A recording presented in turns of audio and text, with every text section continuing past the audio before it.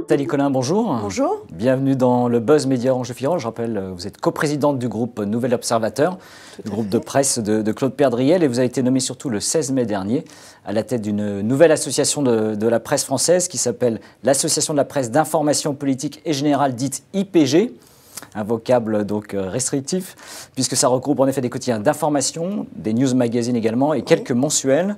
Alors pourquoi créer une nouvelle association de la presse alors que les quotidiens et les magazines disposent déjà de syndicats assez puissants aujourd'hui en France? Alors c'est un mouvement assez profond et d'union en fait, puisque tout d'abord il y a eu une fusion des syndicats de presse magazine, le SPPMO et le SPM ont fusionné dans un nouveau syndicat, le SEPM, qui est présidé par Bruno Le Souef, que nous avons le syndicat des quotidiens, le SPQN, présidé par Marc Feuillet, et que nous avons fait le choix d'avoir un lieu de réunion de l'ensemble des titres qui ont une problématique particulière, qui sont les titres d'information politique et générale, donc effectivement les quotidiens, les news, etc. Il y a combien de titres à ce jour?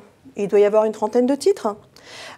Et donc de nous réunir pour justement être tout à fait en accord sur nos actions et nos actions de lobbying et les mesures à prendre pour cette catégorie particulière de presse qu'est l'information politique et générale. Et je voudrais rajouter qu'en plus, c'est une catégorie particulière de presse qui a une responsabilité sur la totalité de la filière, puisque c'est un petit peu quand même la tête de pont de la filière, et qu'il y a aujourd'hui une volonté très forte, et on parlera sûrement de la distribution, mais la distribution a été l'un des moteurs de cela, d'aller vers une union et vers une responsabilité pour l'ensemble de la filière et pour maintenir un réseau de distribution, etc. Est-ce que cette nouvelle association sera le représentant et l'interlocuteur unique et privilégié du nouveau gouvernement? Alors non, elle n'a pas du tout vocation à supplanter les syndicats. En fait, les syndicats sont organisés par médias, puisque la presse quotidienne et la presse magazine de l'autre côté. Il y a des deux côtés des titres d'information politique et générale et d'autres types de titres, d'autres de presse, par exemple, spécialisée, etc. Et donc, c'est le lieu de la réunion et de la convergence. D'ailleurs, le bureau de cette association est composé des membres du bureau de chacun des syndicats. Donc, c'est plutôt une émanation des deux syndicats et un lieu de convergence qu'une nouvelle strate. Alors, quel sera le dossier prioritaire? On sait qu'ils sont assez nombreux dans la presse écrite aujourd'hui. Notamment, on pense au cas et au sort de la messagerie Presstalis, qui a des soucis financiers. La nouvelle ministre de la Culture et de la Communication a dit qu'il fallait de manière rapide, je la cite, s'occuper de trouver une solution. Qu'est-ce que vous allez faire concrètement en allant la voir? Alors tout d'abord, bon là je prends un peu ma casquette d'administrateur de Presstalis, mais beaucoup de personnes se penchent un peu actuellement sur le berceau de Presstalis. 3 rapports en cours. 3 rapports en cours. Évidemment, il y a les 2 messageries qui sont les interlocuteurs privilégiés, également le conseil de Presstalis. Et il y a aujourd'hui une vraie urgence à réformer la filière, mais également, et je pense que cette création de syndicats y participe également, une vraie volonté commune de convergence entre les syndicats professionnels, les messageries elles-mêmes, l'ensemble des éditeurs, pour trouver effectivement une solution collective à laquelle bien évidemment, devra participer d'une façon ou d'une autre le gouvernement, puisqu'il s'agit quand même de faire une réforme très profonde de la distribution, afin, encore une fois, de trouver un système pérenne pour les années à venir, sachant qu'avec la baisse des volumes, il est extrêmement important de travailler à des mutualisations de flux, à des choses qu'on peut faire ensemble avec les autres éditeurs. Et donc, on est tout à fait dans la raison. C'est probablement le dossier le plus urgent aujourd'hui pour la presse. Alors, on précise, l'État a déjà versé une avance de près de 12 millions d'euros.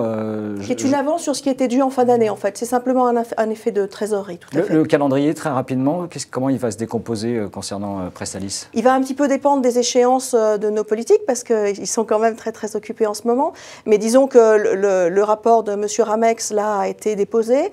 Donc, on peut envisager que d'ici au 20 juillet, il faille avoir pris des décisions assez structurantes sur l'avenir de Presstalis et sur ce qui devra être fait. Alors, autre dossier que vous avez avancé lors de la création de l'association, c'est de rééquilibrer, on va dire, les rapports de force entre les éditeurs de presse d'une part et les géants des nouvelles technologies. On pense aux géants de l'Internet. C'est pas trop tard pour équilibrer justement ce rapport de force?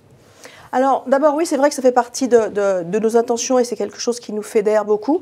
Tout d'abord, je voudrais dire qu'il y a quelque chose qui a pratiquement un prérequis si on veut défendre dans cette mutation technologique qui est quand même extrêmement forte la filière de la presse qui représente quand même beaucoup d'emplois puisqu'on a 30 000